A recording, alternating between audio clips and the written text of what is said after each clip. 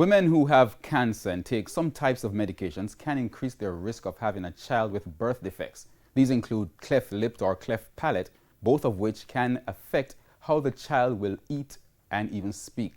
Shamela Pullen tells us more in this evening's health report. Cleft lip and cleft palate are birth defects that occur when a baby's lip or mouth do not form properly during pregnancy.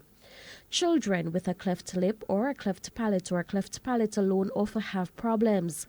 Consultant pediatric surgeon Dr. Noel McLennan says these problems can be upsetting because of the complications they pose for the child. These babies will have certain important issues such as difficulty swallowing, difficulty with speech, and repeated ear infections, as well as problems with their teeth or their dentition. So those are the four major areas or the four major problems, as well as cosmesis, just their appearance and their self-esteem as they grow. Researchers believe that most cases of cleft lip and cleft palate are caused by an interaction of genetic and environmental factors. Mothers who have taken certain types of medication, like certain anticonvulsant medication or medication for seizures, certain medication also for cancer, especially those that include methotrexate, as well as certain persons we see who have genetic defects, meaning that if they have had a family member who or they themselves who have had cleft lip or cleft palate,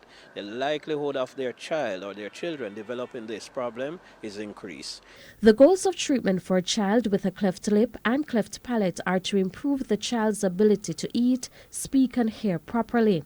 Dr. McLennan says the treatment requires a team of medical experts who would carry out a series of surgical procedures which can take months or years. The operation really seeks to correct the defect in the upper lip as well as correct that defect in the roof of the mouth. For children who are born with just a cleft lip without the cleft palate itself, that operation can take place as early as 3 months in some centers, which may require just maybe 2 operations to completely solve that problem.